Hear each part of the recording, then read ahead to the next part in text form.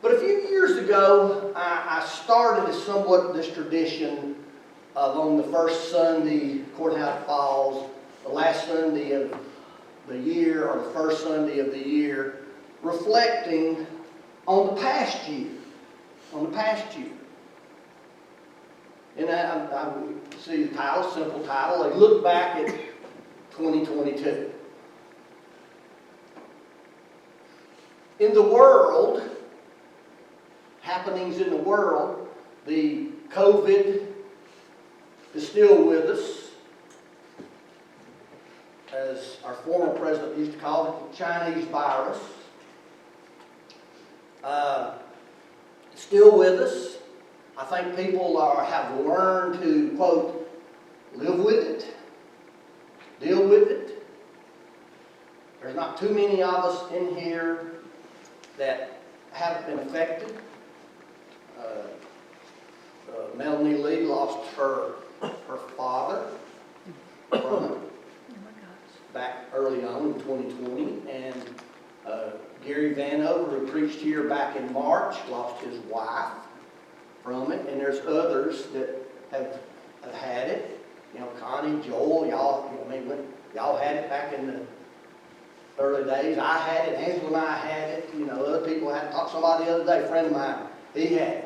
So it's going to be a way of life, like the flu and colds and stuff like that. We didn't care this.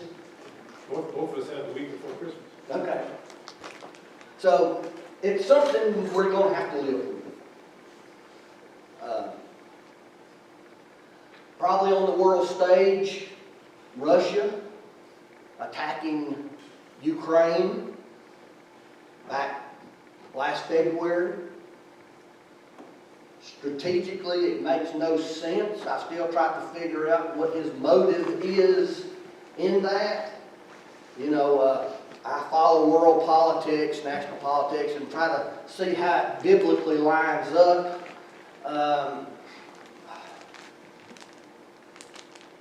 You know, you gotta, no matter the size of the dog, the bite can be vicious, from little dogs to big dogs. And I think Russia messed with the wrong dog, in my opinion, on this. In the United States, Roe versus Wade overturned. Does that outlaw abortions? No, it doesn't. It throws it back to the states. Each state can determine how they want to handle it. And all the legal people said that's really the way it should have been to begin with. So it goes back to the states. More liberal states will have more liberal abortion policies. More conservative states will have a more restrictive policy. The Republicans won control of the House of Representatives by a somewhat narrow margin. This, quote, red wave did not happen, that a lot of pundits said. The Democrats keep control of the Senate. That's the political situation. Inflation at a 40-year high. And I want to put this in perspective. In 1982, Angela and I, Jessica was like a year old, and I still remember carrying her, boy, y'all don't remember this, I know you don't remember it, carrying her into that house, and she was always afraid of the saws, you know, going in when they were framing it up, like, and hear saws, she would start crying, she, hold me and, carrying her around into the house. But the point of that I'm saying is, we built a house in 1982 with a 17-something% construction loan interest. Now, building materials were dirt cheap. They were given, just about giving it away. So it didn't cost much for materials.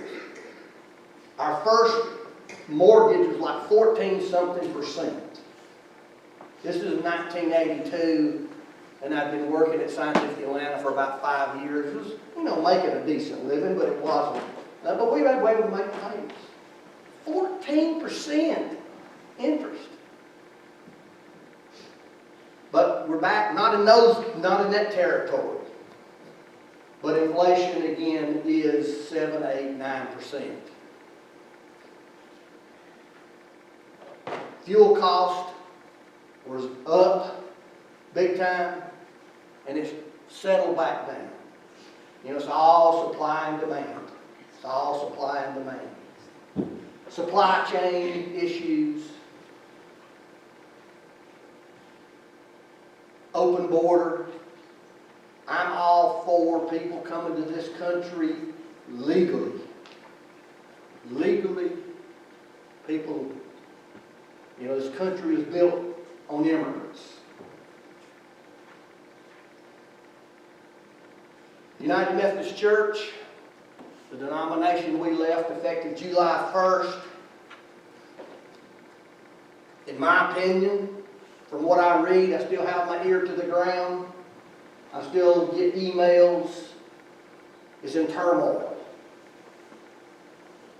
It's definitely moving more liberal. They elected some new bishops back in November. Not a single conservative was elected. So the leadership is probably 75% liberal. A lot of disaffiliations are expected. I've heard of numbers, after it's all said and done, as high as 1,500, 2,000 churches nationwide. Then I got an email, when we disaffiliated, they did away with my Methodist, my NGUMC email. I said, well, you know what, I still want to get the conference. I still want to know what's going on in the conference. So I changed the email, gave me my personal email. So I get conference updates. Well, lo and behold, Thursday I think it was, the North Georgia Conference will not allow any disaffiliations next year. I said, my goodness. I heard rumors of some big churches that were going to, either in the process or what have you, and of course smaller churches. We hosted it was full of people interested in disaffiliation and how to do it, how to go about it. I've talked to numerous people, mainly small churches. How did y'all do it? What do we got? What can we expect? And what have you? But they call it a pause. But no disaffiliations next year. Now, that could change, but that was the outgoing bishop's, her last words was essentially that, but they get the new bishop. See, now, we're not in this anymore, but we still have ties to it, so to speak.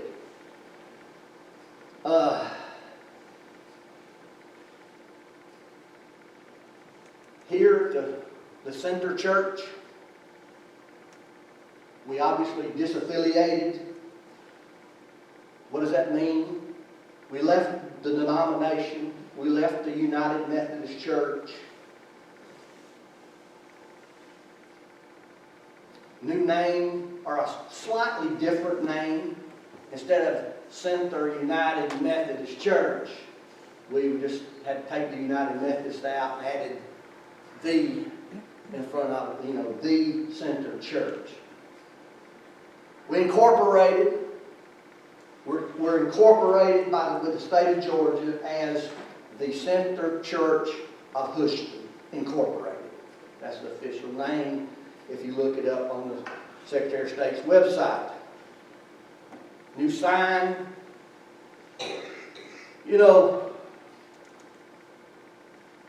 Why did we do that? Well, we control our own destiny.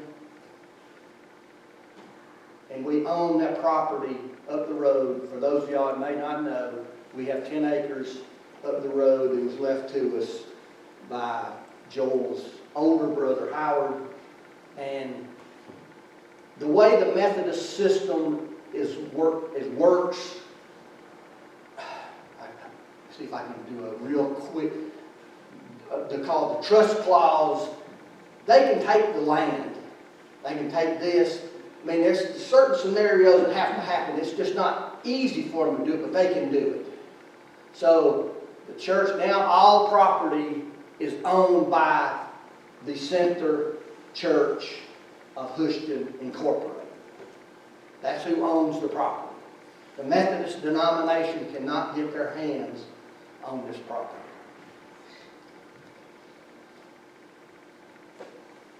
Death-wise, or the loss of members,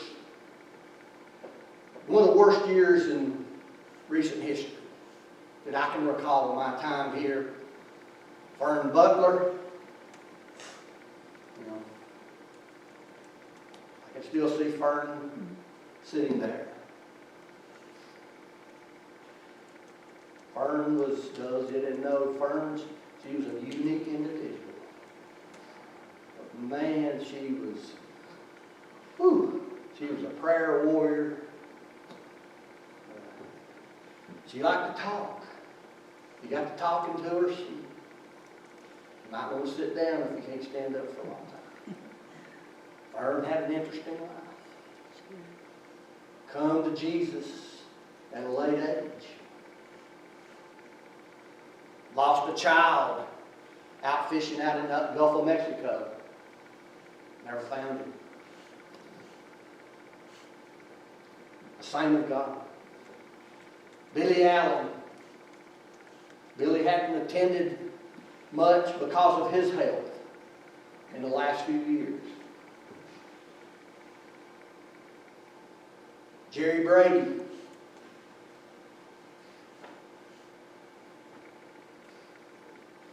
$60 years old, I think. You know, both Billy and Fern were in their 80s. Jerry was 60. Max Martin.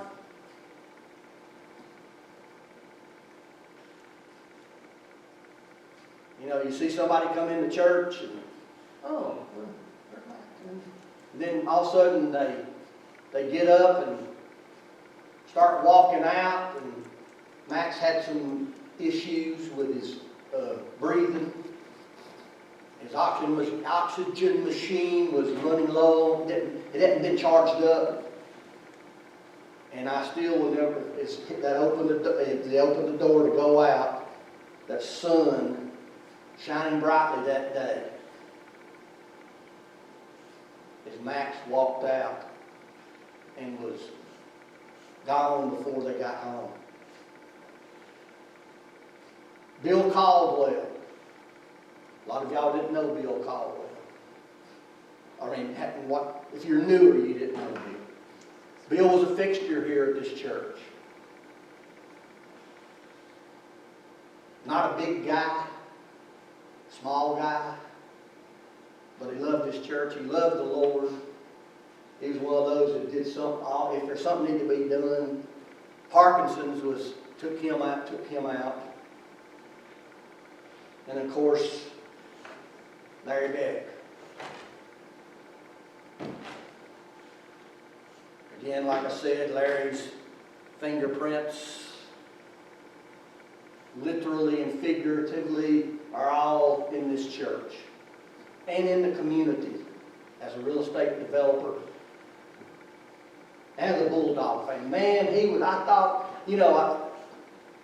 Gene, I thought about him last night. I said, man, Larry would have loved this game. My goodness. Knowing how he liked the Bulldogs. Our average attendance is down a little due to sickness and death. There's Martha Hayes had a stroke. We haven't seen Martha in a while.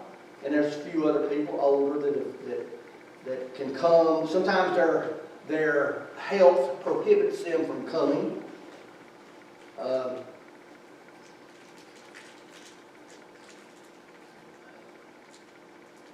and I think I talked about this a while back, we do a pretty good job of inviting people, and I don't want to make Mike and Michelle, I don't want to embarrass y'all. It's but seeing y'all I go as a pastor, seeing somebody 2 Sundays in a row, that's a pretty good sign, But welcome, glad to have you with us. Glad to have, I think things will sort of get back to normal, I think next Sunday, as the holidays will officially be over. And I will say this, while I'm thinking about it. If it all works out, Amy Lee is supposed to do words of encouragement. And she will have someone with her doing words of encouragement. And that's all I'm going to, as a young man, 11, 12 years old, I'll just leave it at that. We were trying to do this and got it worked for a schedule. So next week, we're looking forward to Amy doing words of encouragement and her special friend. And I think her friend's parents will be here. And so, anyway, look forward to that. It's not about numbers, but we need to know how we do it.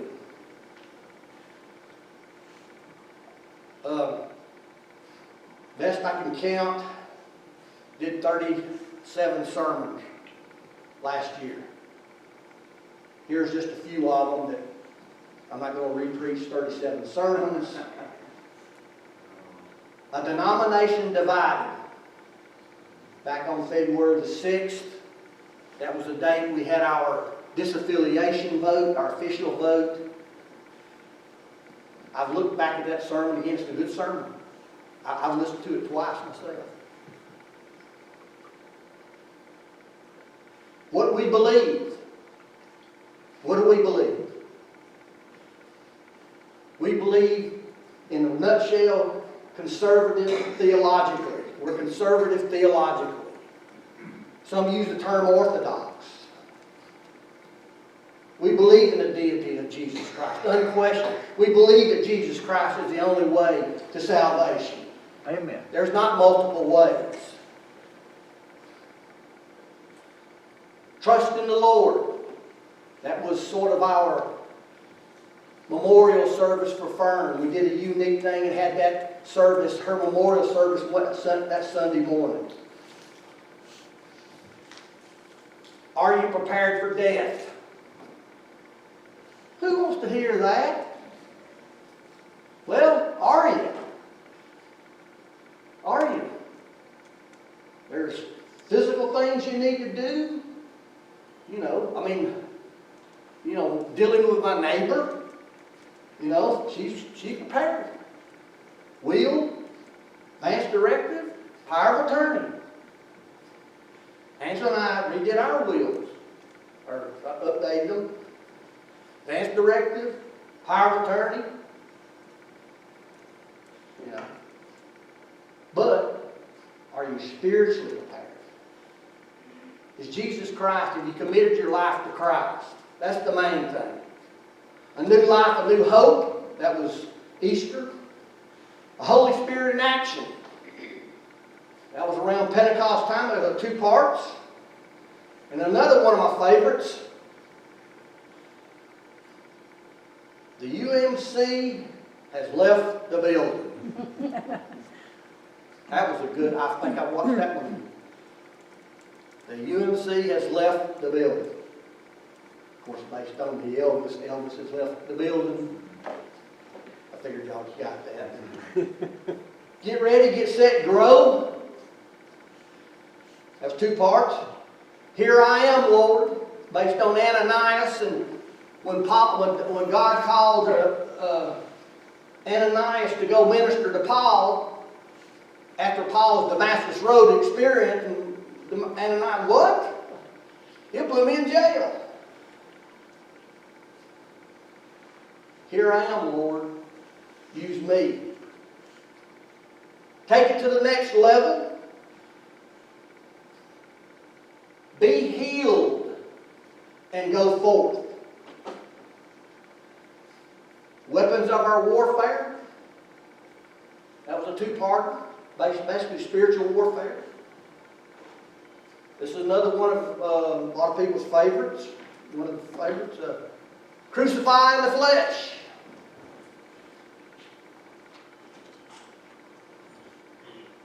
And why do I do what I do?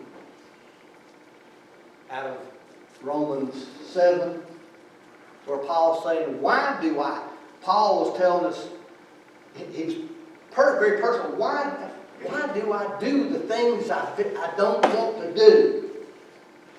The very things I despise, why am I doing that? I think it helps us understand the conflict between our flesh and our spirit.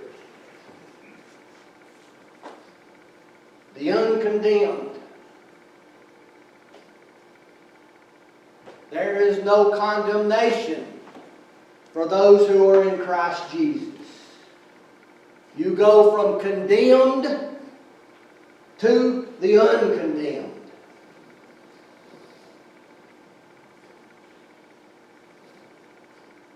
An invitation to eternity. You inviting someone to church, this church, any gospel preaching church where Jesus is preached, can be an invitation to eternity. I think I referenced the marriage supper of the Lamb found in Revelation chapter 19. The road to Zion. Where is the road to Zion? It's in our hearts. It's with each one of us. Road to Bethlehem. That was two parts. One looked at the Old Testament, and the other one the New Testament. Now all these messages are on YouTube and Facebook. Well, they moved down, but you can go to our YouTube channel, which is the Center Church Houston. That should get you in the neighborhood, and you'll see it. Hopefully you find them inspiring and helpful. I put a lot of time, thought, and prayer in them.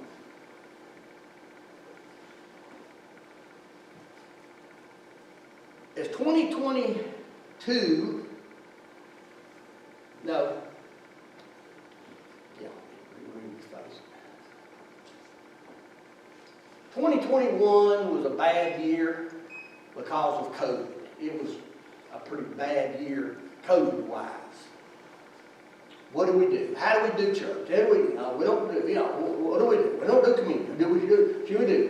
Do you hug somebody? It was all over the place. But I think it was justified. Was 2022 better than 2021? COVID-wise, yes. I think it was. But now we got inflation. In a nutshell, inflation makes everything cost more. Everything becomes more expensive. So it may be a trade-off. Disappointment, depression, discouragement.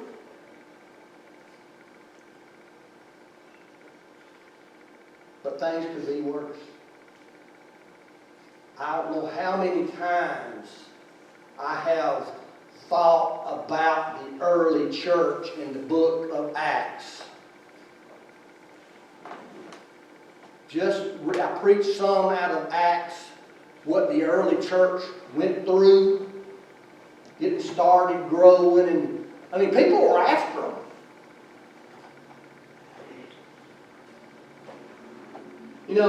I believe we should look at the past and see if there's any lessons we can learn. That's just my personal philosophy. I think a lot of people have that. What can I learn from the past? In my experience, there's things that we can learn. And generally, it's, let's don't do that again. not repeat. You know, shouldn't have done this. I mean, I know thinking you were on step one and you're actually on step two, you know, you'll never climb up or down a ladder in the same way. And that's other things in life that we have to deal with. Personally, as a church, you know, we need, basically that old saying, we got to learn from our mistakes. We need to learn from our mistakes, and things that worked good, enhance it. How can I do this? This worked good. How can it make it work better? You know, that's essentially what Jeremiah was trying to tell Israel when they were in exile. Israel was taken into exile by the Babylonians. Jeremiah had warned them and warned them and warned them and warned them this was going to happen. He cried. He lamented. So they call him the weeping prophet. Jeremiah wasn't really liked by the leadership in Israel. So, they're taken into exile. Jeremiah decides to write them a letter. Write them a letter, and basically he says, in this letter, said, you there in Babylon? Excuse me. You might as well make the best of it. Go ahead and build you a house. You're going to be there 70 years. Build your house. Get married. Plant yourself a garden. You know, just live your life. Because you're going to be there 70 years. We pick it up in 29, verse 11. For I know the plans that I have for you, declares the Lord. Plans for welfare and not for calamity, to give you a future and hope. Then you will call upon me, come and pray to me, and I will listen to you. And you will seek me and find me when you search for me with all your heart. Like Israel, I believe God has plans for Center Church. Plans for a good and hopeful future. Plans for material and spiritual prosperity. But, like Jeremiah said, or God, we must continually seek God.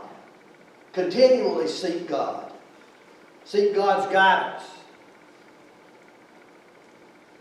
Connie's already said it. But it's so true. You can't change the past. It cannot be changed. But you can affect the future. You can affect the future. You can affect your own future. You can affect the future of this church. You're going to affect the future of your I guess in your job. You can't change the past, but you certainly can affect the future. Learn from our mistakes. Don't repeat bad mistakes. Move forward, seeking God's guidance.